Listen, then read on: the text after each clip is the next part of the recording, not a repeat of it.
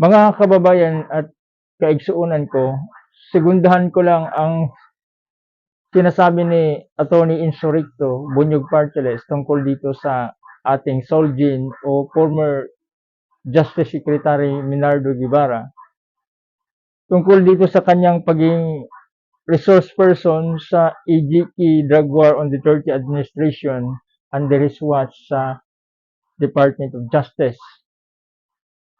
Ngayon, ang mga sinasabi rito na kung saan mayroong mga tali o police report tungkol doon sa nangamatay na 6,252 at hindi pa kasali dito yung mga vigilante riding in tandem na 30,000.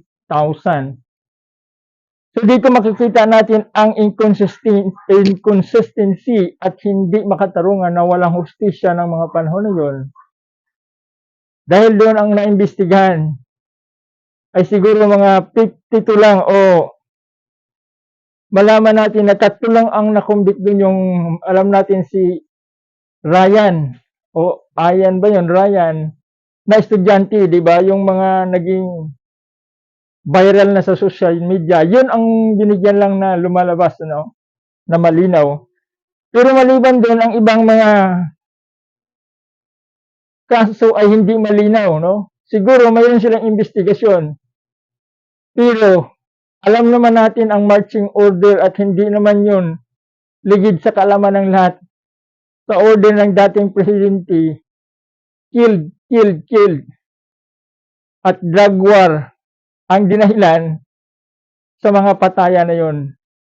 At alam naman ng Justice Secretary na hindi kailanman na maging ang pagpatay ng tao ay maging mabuti.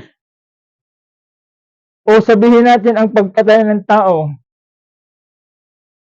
ay gina-justified, mabuti o ikinatuwa, bagkus sa hustisya ay pananagutan pa rin. Kahit sabihin man natin kung anong klase yun, at alam naman ng Justice Secretary na ito'y masamang gawain dahil nga ang totoo dapat, ang pumatay nga dapat ng mga maraming tao ay dapat unang patayin. Dahil yun ay masamang gawain at hindi nagbibigay ng dulot ng hustisya. Ngayon alam naman natin na ilang libo ang pinatay. At hindi lang daan-daan, kundi libo-libo. At sa hustisya, ang pinakamataas na uri na pinupuntahan ng tao ay ang pagpunta sa hustisya, lalo na ang mga mahihirap. Alam mo naman, Solgin, Justice Secretary Guevara, kailan bang naging matuwid o tama ang pagpatay? May hustisya ba nung mga panahon na yun, panahon ni Duterte? Hustisya ba yung pinasok na anak ni Kerwin o tatay ni Kerwin Espinosa sa loob ng kulungan mismo na pinasok nila at binilagyan pa ng baril at doon pinatay sa loob ng kulungan? Hustisya ba yun? Yung mga kamag-anak sa Iligan o Osamis ba yun? Yung buong pamilya ng mayor, madaling araw inatake lahat ng pamilya at yung babaeng anak na lang ang naiwan. Ang mayor ng Laguna, flag racing, pinatumba. Hustisya ba yan? Saan nagkakaroon ng hustisya? Ngayon, kung hindi ka kasabwat, kung hindi ka nagtingin ng utang na loob, dapat mag-resign ka na. Wala kang karapatan at wala kang moral ascendancy na humawak ng posisyon ng gobyerno na binabayaran ng sahod ng mga tao, ng mga tao mismo ang pinatay. At yung dugo ng mga tao ay umiiyak. At ang Panginoon ang nakarinig nun. Hindi kayo dahil wala kayong makamag-anak na tinumba o pinatay. Kumikita at sumasahod lang kayo. Pero yung mga pinapatay, ang dugo nila umiyak sa Panginoon. Dahil libo at hindi lang daan-daan. Makita mo ang sistemang komunista. Bakit pinapayagan mo at wala ka man lang order galing sa iyong opisina hustisya na pinakataas-taas ang hukom? Pang-komunista dahil ang mga kaibigan niya ay mga komunista na mas pinakamaraming pinatay kay Hitler, kay Karl Marx, Lenin, sa Germany at Russia, si Mao Zedong. 30 million o 45 million kumpara kanila Hitler, Mao, Lenin, Karl Marx, Stalin, na kaibigan niya sa Russia at Germany. Na pinakakaibigan niya si Mao Zedong, si Mao Diggs na si Xi Jinping. Nasaan ang hustisya sa mga ginagawa niya na alam mo naman na kahit isang tao, krimen ang pagpatay. Hindi na nag-utos ang Panginoon na patayin ang tao sa tao. Hindi kaya nakagawa ng kahit isang bagay at hindi mo kasusyo gumawa ang Panginoon ng tao. Hindi nakagawa si Digong kahit isang halaman na mabuhay o kaya isang lumigas, alapihan, na lilikhain niya na pwede niyang patayin ang tao na ang Panginoon lang nagbigay ng buhay, na siya lang unta makabawi. Karumal-dumal, di ba? Halimaw yan nagawain. Bakit halimaw? Ang hustisya pala, ang pinakamataas, mas mataas pa sa presidente, ang hustisya sa Korte Suprema. Ngayon ito ang mag-break ng tie kung ang presidenteng dalawa ay mayroon silang tinatawag na rival at dispute sa kanilang pagka-presidente.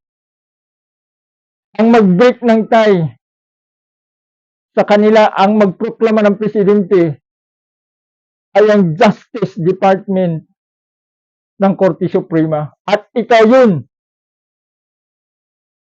Solzhin, former Secretary of Justice, Minardo Guevara. Kaya sabihin ko sa iyo, tama si Atty. Insurrecto. Lahat ng panahon, nasa tama ang kanyang posisyon at hindi siya sa kumakampi sa masama kailanman. Dapat ito ang tandaan mo.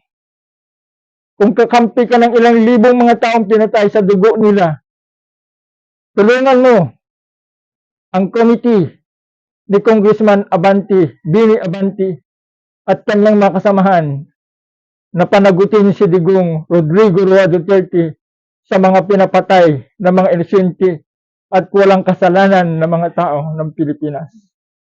Binabayaran ka para sa paghawak sa hustisya.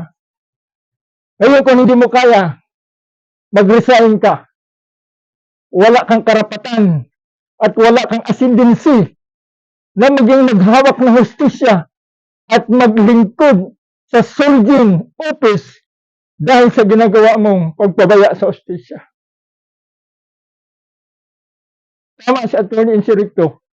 Pakinggan mo to si Atty. Insurrecto sa kanyang sinasabi. Itong tungkol kay Minardo Guevara, mga kabunyog.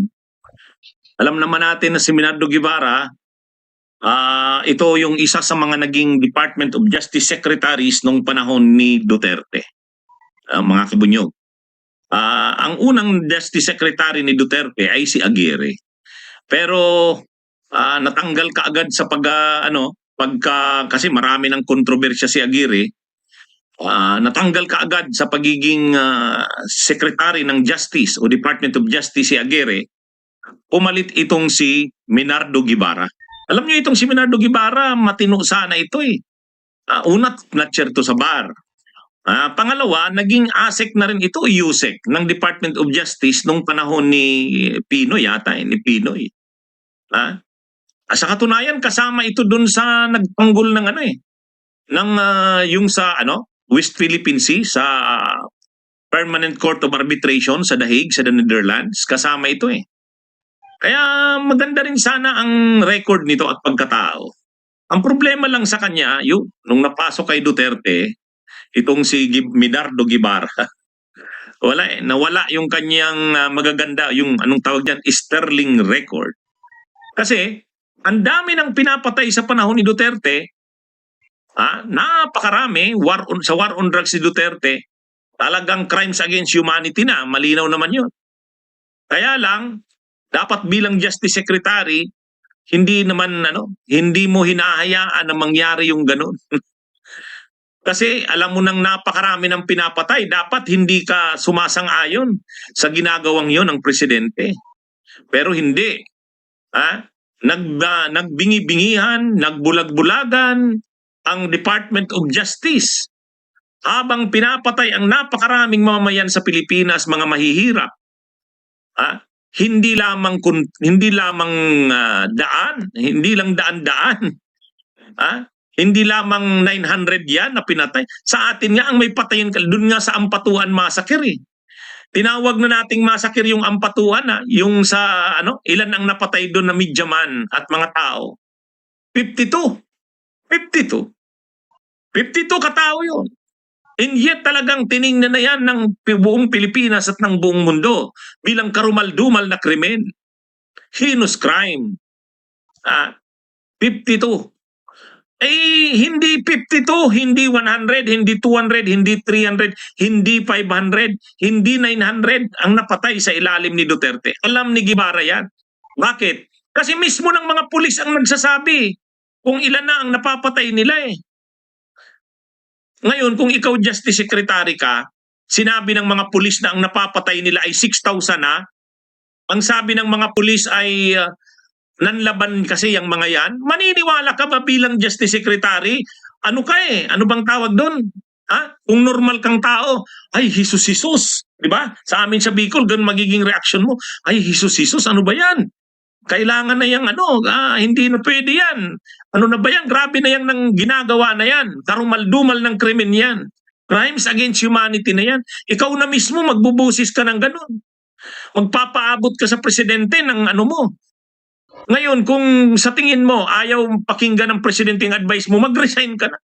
Kasi kung hindi ka magre-resign sa ganyan, kasangkapan ka, kasabwat ka sa ganyan. At yan ang lumalabas na ngayon, mga kabunyog, mga kababayan. Nagkakaroon na ngayon ng pagdinig ang Kamara sa pangunguna ni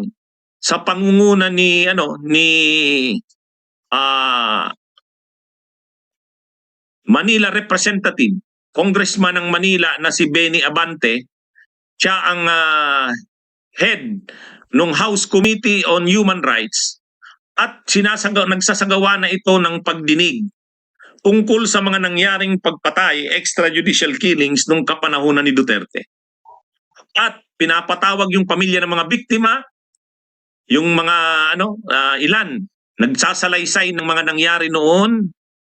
Pinapatawag din ang ilang mga autoridad at hindi kinakaila ng mga autoridad na humaharap sa pagdinig ngayon ng Kamara, pagdinig na ito ng Kamara under oath. Hindi nila kinakaila na ang number nga ng napatay nung panahon ni Duterte ay 6,252. Yun ang tinatanggap nila, mga kabunyog, mga kababayan. Tinanggap mismo ng mga autoridad na umaattend doon sa pagdinig. Mga dating autoridad ito nung panahon ni Duterte, tinatanggap nila na ito po yung bilang natanggap nila. Number of individuals killed under Rodrigo Duterte, killed in police anti-drug operations, 6,252. So yan po ang yan yung tinatanggap ng mga PNP. 6,252. Ngayon, ang sabi ng mga PNP, yan ang namatay sa lehitimong police operations nila. Abang daw nag-ooperate sila sa drugs, anti-drugs, nanlaban ang mga yan. Karamihan ng mga yan ang laban. Mga kabunyog, ilinaw natin, hindi dito kasama yung mga napinatay ng mga riding in tandem na tinatapo na lang sa tabi, nakabalot sa sako, nakatali ang kamay, ang paa, na may tape sa mukha o sa bibig. Hindi kasama yon. Mas marami yon. Kasi kung isasama mo yon, aabuti ng 30 to 35,000. Ngayon, yung tinatanggap lang ng pulis, ng PNP na napatay nila sa war on drugs ay 6,252. Yan po yung talagang hindi po yan, wala nang debate dyan, walang diskusyon dyan. Yan po yung bilang na tinanggap ng PNP based sa police records. Sa buong panahon ng war on drugs ni Duterte, 6,252 po ang napatay. Ngayon, yan ang iniimbestigahan ngayon ng Kamara. Anong lumalabas? Sa tinatanggap naman ni Minardo Guevara, ito, sabi ni Minardo Guevara, totoo naman nagkaroon ng mga abuso nung panahon, pero nagkaroon rin ng mga investigasyon, sabi niya. Ito yung sabi ni Guevara.